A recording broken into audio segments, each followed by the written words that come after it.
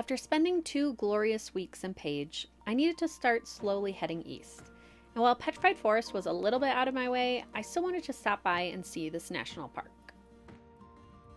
Petrified Forest can definitely be seen in a day or two. There are hikes, but only 8 front country hikes, and all are easy hikes. The park is only open from 8 a.m. to 5 p.m., which they are a little lenient on, but they give you some ominous warnings on some really cute signs. While some may consider this park a skip, I think it's worth a visit. Especially since it's so easy to conquer and you won't leave feeling like you may have missed something like you could at the bigger national parks. Petrified Forest National Park is renowned for its vast expanses of petrified wood, a prehistoric phenomenon that occurred millions of years ago. Ancient trees fell, and over time, minerals replaced the organic material, transforming them into stunning, colorful fossils. Starting at the southern part of the park, you can hike along paved pathways to Agate House, a reconstructed pueblo made from petrified wood.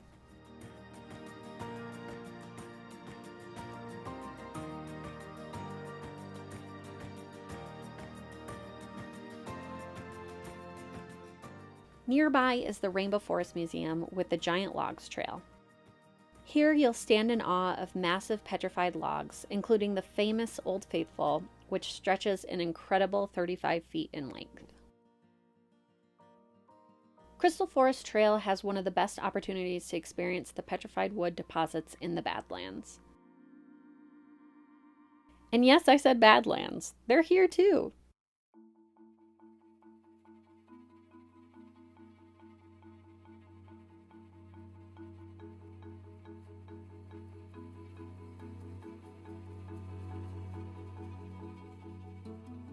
While the Painted Desert extends across a large part of the park, the Blue Mesa area is a particularly popular destination. About halfway through the scenic loop lives the Blue Mesa Trail. Here you can hike down into the Badlands, providing an up-close experience of the colorful rock formations.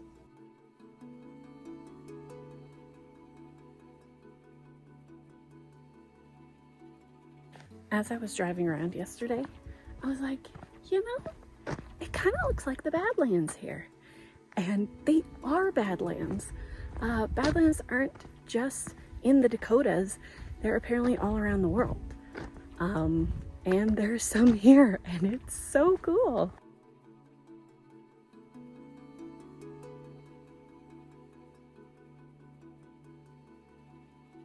But with the colors in the mountains, this also reminds me of Death Valley, so it's taking my breath away.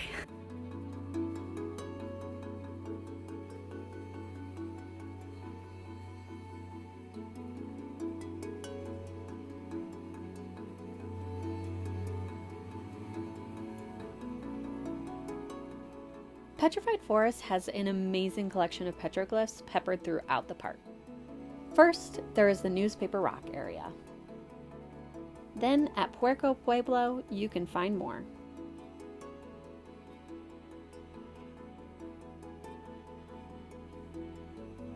At this spot also lies the ruins of a village with kivas and rooms that provide insight into the daily lives of the people who lived here.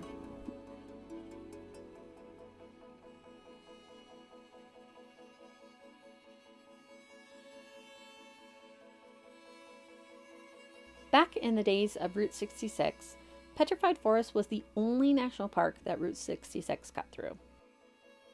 On the north end of the park sits a 1932 Studebaker.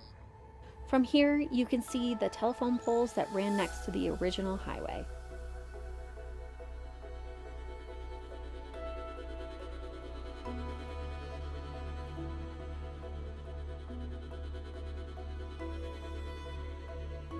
While on the north side of the park, make sure to view the Painted Desert from one of the many overlooks, which is much different from the Blue Mesa section of the park.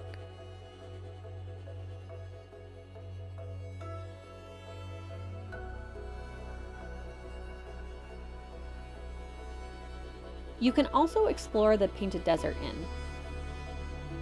Originally constructed in the 1920s, the Painted Desert Inn served as a popular spot for travelers along Route 66.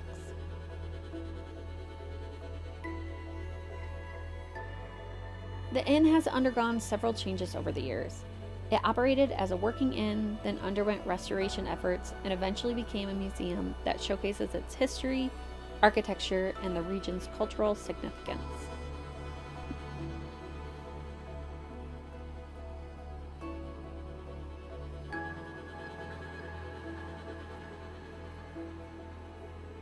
If you're nearby, I highly recommend stopping at Petrified Forest.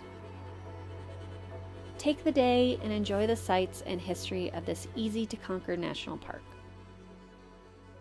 Though she is small, she is mighty. Thank you so much for watching. We'll see you on the next one.